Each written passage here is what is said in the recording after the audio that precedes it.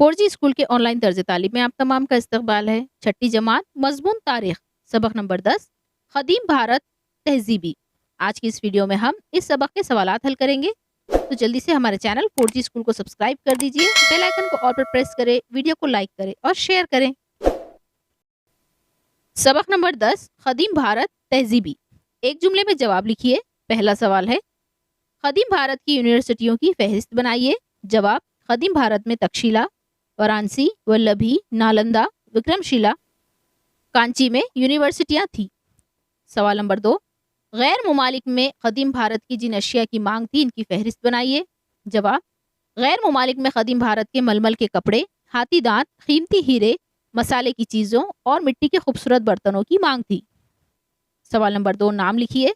قدیم بھارت کے رزمیے، رامائن اور مہابھارت۔ سوال نمبر 3، خالی جگہوں میں مناسب لفظ لکھیے۔ پہلا ہے، رزمیہ رامائن کو رشی والمیکی نے تخلیق کیا۔ بھارت کے علم طب کو آیوروید کہا جاتا ہے۔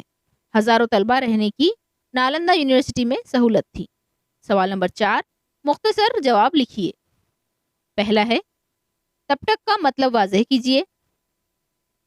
پٹک کا مطلب پیٹی یا صندوق کا حصہ ہے۔ بدھ مذہبی کتابوں میں پالی زبان میں 3 پیٹیوں یا حصوں میں جمع کی گئی کتاب، اسی وجہ سے انہیں تپٹک یا تریپٹک کہتے ہیں۔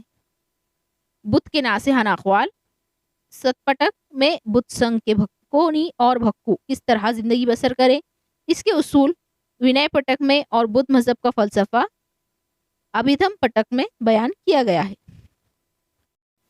سوال نمبر 2، بھگوت گیتا میں کون سا پیغام دیا گیا ہے؟ جواب، ہندوؤں کی مقدس کتاب بھگوت گیتا میں درج ذیل پیغام دیا گیا ہے۔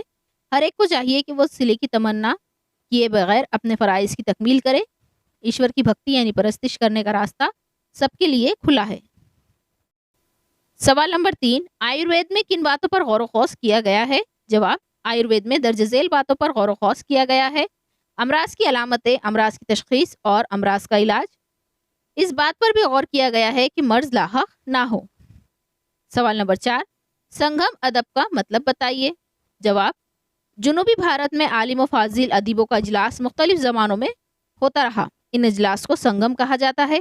ان اجلاس میں علماء کے باہمی بحث و مباحثے سے جو ادب تخلیق ہوا اسے سنگم یا سنگم ادب کہا جاتا ہے۔ تمل زبان میں اس سنگم ادب کے ذریعے جنوبی بھارت کے قدیم دور کی سیاسی اور سماجی زندگی کی معلومات حاصل ہوتی ہے۔ سوال نمبر 5، بحث کیجیے۔ موریہ اور گپت دور میں فن تعمیر اور فنون لطیفہ۔ جواب، موریہ اور گپت دور میں بھارتی فن تعمیر نے کافی ترقی کی۔ اشوک کے زمانے میں مختلف مقامات پر پتھر کے ستون اور سانچی کا استوپ تعمیر کیا گیا۔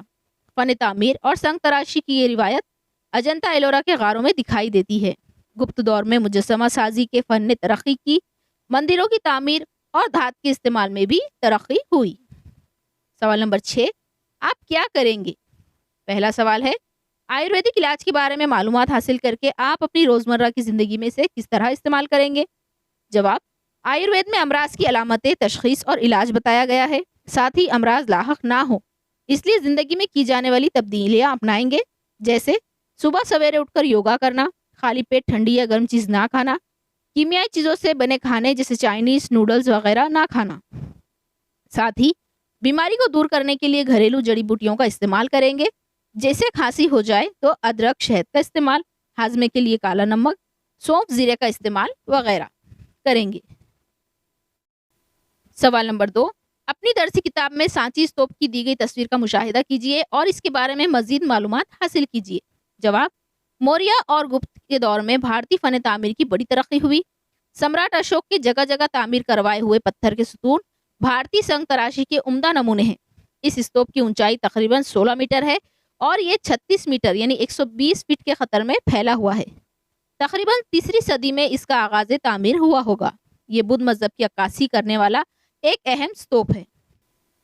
سوال نمبر 7، اس موقع پر آپ کیا کریں گے؟ آپ سیر کو گئے ہوئے ہیں اور وہاں آپ کا دوست وہاں کی تاریخی یادگار پر اپنا نام لکھ رہا ہے۔ جواب، تاریخی یادگار دیکھنے کے لیے ہم اسکول سے سیر کو گئے ہوئے ہوں اور اگر وہاں ہمارا دوست تاریخی یادگار پر اپنا نام لکھ رہا ہو تو ہم فوراً اسے روک دیں گے اور سمجھائیں گے کہ یہ ہمارے تہذیبی ورثے کا حصہ ہے۔ اس کی حفاظت کی ذمہ داری ہم سب کی ہے اور ایسا کرنا قانوناً جرم بھی ہے، جس کی سزا بھی ہو سکتی ہے۔ اگر وہ نہ سمجھے تو اس کی شکایت اپنے استاد سے کریں گے۔